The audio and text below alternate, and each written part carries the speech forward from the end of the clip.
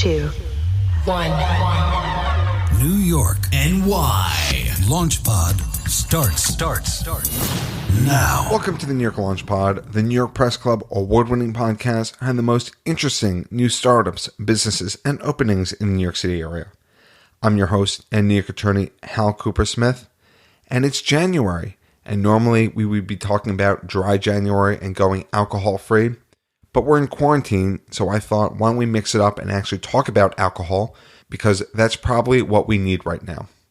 In this episode, we speak to David Suk, co-founder and CEO of St. Luna Moonshine, a New York-based new spirits company, which is transforming the way people think about an old American tradition. Here's David. And then I think you also have people that are looking for a spirit that can do multiple things. You know, for St. Luna, I can replace the gin in a Negroni and be unbelievable. I could replace the vodka in an espresso martini and be unbelievable. You know, or I could make your traditional whiskey-based cocktails or rum-based cocktails. But before we go to the interview, if you haven't already, remember to sign up for our monthly newsletter and unique content and insights at nylaunchpod.com and subscribe to the podcast on your favorite listening app. We also have a sponsor, ResQ, New York's premier residential rental compliance platform. Have you rented out residential property in New York State? If so, odds are that you are not compliant with the Housing Stability and Tenant Protection Act enacted by New York State last year. And if you don't follow the law, your tenant may be able to legally stay in the property beyond the length of the lease. You may not be able to increase the rent by a desired amount, and even more problems. ResQ is designed to solve all of that and more. Go to resqme.com and enter in some basic lease information, and ResQ will take care of the rest so you can relax and be a more profitable landlord. That's resqme.com, RezQueme.com. And with that, let's go to the interview. So Moonshine has a bad rap. Why is that? You know, Hal, I think it is truly because, you know, when you look at the bigger brands now, there's very little application for Moonshine other than, you know, you're going to drink it and it's going to be super strong and you're going to get very, very drunk, super bad hangover, which is why with St. Luna, what we were looking at is more of how do we create an elevated experience, whether it's a dining experience or a beautiful cocktail forward experience. How do we do that, but with Moonshine? And so when you're making your moonshine, it seems like you use rye and molasses. What's in your process? So the base is molasses and rye. So it's almost like you have an unaged rum and all those beautiful sweet notes of vanilla and caramel meeting the peppery spice of the rye. And then what we do is, so once that's distilled, we send it through a charred oak stave. So that's going to give it a little bit of oaky smokiness on the finish. And so for people who don't know what a charcoal stave is, what is that? So it's basically a big canister, and you can buy charred oak at various charred degrees. And so what we do is we buy that canister and then we hook that up to our distillery. And once we actually proof down St. Luna, we send it through that charred oak stave. And for people who are not familiar with moonshine like I was before this, what sort of drinks are people making with moonshine? You don't typically see a lot of cocktails with moonshine because typically it doesn't taste very good. And that was the idea I had, was how do I make it taste good? How do I make it cocktail forward? So with us, I could make you an absolutely beautiful daiquiri and play up more of the molasses base in our spirit. Or I could make you an old fashioned and play up more of the rye base and make that equally as good. You know, when you think of moonshine, you think hangover, you think shots. And, you know, that's just not where we wanted to go. We wanted to go more cocktail forward, more elevated experience.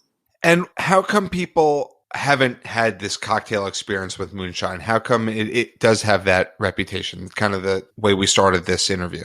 Sure. You know, I think that it just hasn't been done before. You know, I think that people have, you know, stayed really, really true to the origins of moonshine, which is typically corn base. You know, corn doesn't always have the best flavor. And I think that where we come in is that it's, you know, we like to keep true to the American history of moonshine, but just give it a little bit of a modern spin. And what is that American history? Well, the American history is the whole tied to prohibition and, you know, the fact that you could actually make moonshine illegally under the cloak of moonlight to avoid paying taxes or to avoid the law because you weren't supposed to be doing that. So we actually just celebrated Repeal Day this last Saturday. So speaking of the law and the regulations around alcohol, how did you get into this business? I've learned on the job because my previous career, I actually sold baby blankets for the better part of 10 years. So that's similar. It was right, very similar, but a huge learning curve. And I'm a huge believer that the universe just gives you what you need at the time you need it. And I was very lucky to find alcohol attorneys that helped me with all of the different registrations. And I found my distiller at the Small Batch Distillers Conference who was able to get the St. Luna recipe right on the very first try. So liquor in general has a lot of regulations, and I've just had great help navigating it all. That's interesting. You were selling baby blankets, and so why did you decide to get into this business? So the baby blankets I was selling, so I was actually the chief operating officer of a company called Aden Anais for quite a while. And, that was a piece of fabric that has existed for thousands and thousands of years around the world. It's a 100% cotton muslin. And the founder of that business reinvented it. She modernized it, and she was able to turn that business into an empire, really. And one morning I sort of woke up and I thought to myself, wow, like the only spirit category that hasn't sort of had a premiumization is moonshine. And I thought that if I could actually carve that out for myself, then I wouldn't need the hundreds of millions of dollars that these bigger brands are spending to tell you that they're different. I would truly be different. Why were you thinking about alcohol that needed premiumization? It was just an idea that came to me. I was always sort of entrepreneurial, always growing up. And I've always been on the hunt for, what could my next idea possibly be? And, I just thought moonshine, that could possibly be it. And, most people thought I was insane, that how would a New Yorker modernize moonshine? And I thought, well, let's give it a try and see how that goes. And what was your experience with moonshine before starting St. Luna? Well, I hadn't had any. And so you hadn't had any. Okay. I hadn't, no. And so I thought, wow, because I'm that same person that thinks, oh, it's going to give me an awful hangover. I can only do shots with it. And I'm not going to do shots with any alcohol. When I was 20, sure, but not now. And I had the opportunity to meet a gentleman by the name of Scott Smith, who at the time was making bar soap for the company that I was working for. And as it turned out, his passion in life was actually making moonshine. And so one morning I called him and I just said, look, I've had this idea for premium moonshine. Do you think I could actually fly down to Chattanooga and try the moonshine that you're making? And so I flew down later that week and he drove me out to his buddy's farm in Georgia. And he had a still set up in the driveway. And we basically spent the day stilling what is now St. Luna. And I tried it off the still at 180 proof. It was unbelievably smooth. It was delicious. And I thought, wow, like we could actually turn this into a beautiful brand. And so Scott became one of the founding members of St. Luna. And we've sort of been on this journey together.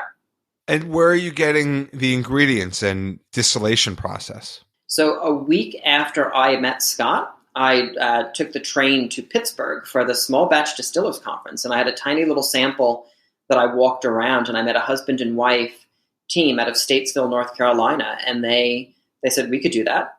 Let's give it a try. And when you have the ingredients, what's the process like? You talked about it in terms of the charcoal filter, but you have the ingredients where they source from. How long does it take to make? Oh, sure. It's actually very fast to make because we're not aging the spirit.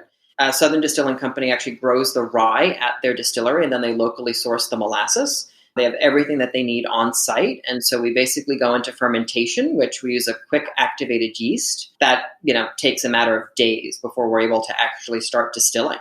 We're in a 16-plate column still, which is quite big. So, we can turn out small batch volume, which is currently what we're doing, or we could turn out bigger volume in a matter of days.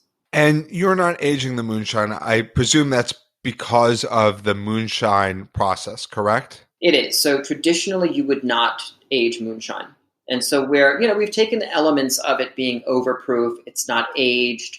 And that's how we're holding true to the American heritage of moonshine. And I was curious about that because whiskey is aged. Blanco tequila is aged about 6 to 8 months in terms of my research. So, why have a spirit that isn't aged at all? Because it seems kind of unique to the spirit world. It is. So, distillers love that because then they're not wasting time and money sitting in a barrel. And if you think about just the origins of moonshine and you're up in a mountain somewhere or you're, in a back field, like trying to get your alcohol as fast as you possibly can before the cops potentially find you, there isn't really time to age. Right. Although compelling argument to be made for an 18-year-old aged scotch. Well, that's legal. Like you're racing the clock trying to get your moonshine out before daylight just because it's illegal or you're in prohibition times. So you have the recipe, you source the ingredients, and then how did you decide to bring this company together to make it St. Luna? And what was that like? It was painstaking because our original name actually was Brooklyn Clear. I don't think it's a great name, but at the time I did. And we got into a little bit of a legal scuffle with Brooklyn Gin because they thought that the name was a bit too close to theirs. And so we had hired a branding agency to help us come up with, what should the name be? What should the look and feel be? And, my favorite color is navy. It represents the night sky. On our label, there's stars in the background. So it gives you a little bit of an elevated feel for moonshine, as does the name St. Luna, which is St. Moon. The hardest part, though, was just it's the regulations, because every state is different. You're filing things on both a federal and a state level. And, we're a scrappy startup. So, I've spent probably, $15,000 on just trademarking our name. And it's money that, startups don't really have. Well, as an attorney, I will tell you that you've probably spent too much on trademarking, but that's okay. I suspected. How are you getting distribution after you've invested all that money in the trademark? How are you getting St. Luna out there?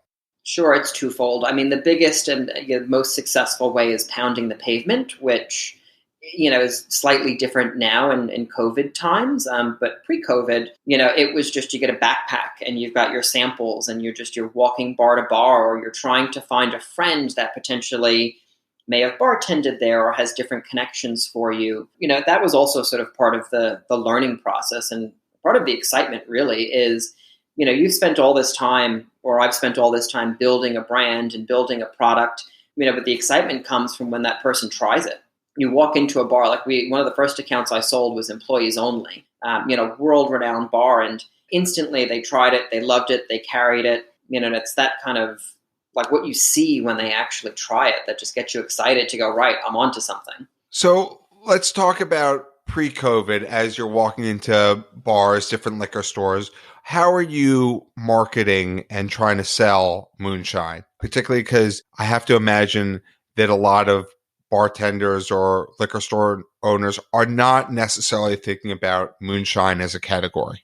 They're not, but they are looking for something different and unique. And it truly depends on where I'm walking into. I've walked into places where they've chased me out, and you kind of get kicked out and you're like, I've been eating here for 10 years. And then there's other places you walk into where the bartender goes, oh my God, I'm from Alabama. I'd love to try a moonshine. I had met with one of the head mixologists at Jean-Georges down on Perry Street from Alabama. And he was like, I've always wanted to work with a moonshine, but there just hasn't been anything good enough on the market to bring into a Jean-Georges. And so he tries it and instantly his mind starts going with, oh my goodness, these are all the cocktails I could make with it. So I'm able to take something that traditionally isn't known for being premium, but putting it into premium distribution. And so that's the pre-COVID world. You're walking around, you're talking to different restaurants and bars and presumably liquor stores. Now, how are you marketing it in a post-COVID world, or in a COVID world, I should say? Sure. It changes day to day. And honestly, sort of your litmus test for success, I think, changes dramatically. I'm looking for any of my friends that might have connections into different bars that might want to talk to me, because you're also walking into a bar during COVID, but also with the understanding that they might not be doing very well financially. So asking them to take a chance on a new product is probably not the best sales approach. So I like to look for relationships wherever I possibly can. Our distributors that I've been able to sign have really stepped up. So they have some fantastic relationships, and that's how I've gotten to expand even during COVID times. And we're doing a lot more online, a lot more with Instagram. Every Monday I film a Moonshine Monday show where we show people how to make different moonshine cocktails. And it's just, you have to change your approach. And in terms of people who are at home, who have their bars and presumably drinking more, they have maybe their tequila, they have their whiskey, maybe they have their scotch, they have the spirits that they like. What's your case for adding a new spirit, and particularly St. Luna? Because now you're trying to change a behavior, even though all of our behaviors have changed, but just adding something new to the repertoire. Oh, sure. So I think you're going to get people that like to try St. Luna because they're looking for something different and new and unique, and that's how they thrive. Or maybe they want to do one of those shots. They might. They potentially might. And then I think you also have people that are looking for a spirit that can do multiple things. For St. Luna, I can replace the gin in a Negroni and be unbelievable. I could replace the vodka in an espresso martini and be unbelievable. Or I could make your traditional whiskey-based cocktails or rum-based cocktails. So that's a very compelling argument, David. How do people find St. Luna Moonshine? Yes, so our store locator on our website, St. Luna Spirits, is up to date. Please patronize your local restaurants, especially the small guys, because they are desperately in need of the revenue. Or you can find us online. We are at flaviar.com if you have a membership, caskers.com, and reservebar.com as well. Well, that is a wonderful note to end things on. David, how do people find out more about you and St. Luna? Yes, so our Instagram handle is St. Luna Spirits. I respond to every inquiry. If you have questions on cocktails, questions on my background, anything, I'd be happy to answer them. And I usually post what we're up to. And if you want to learn more about the New York Launch Pod, you can follow us on social media at NY Launch Pod. And for transcripts of every episode, including this one, visit nylaunchpod.com. And if you are a super fan of the show, David, are you a super fan of the New York Launch Pod? I am. Of course I am. If you are a super fan like David, please leave a review on Apple Podcasts. It is greatly appreciated and does help people discover the show. Thank you for listening to this episode of the New York Launch Pod. For more information, please visit nylaunchpod.com.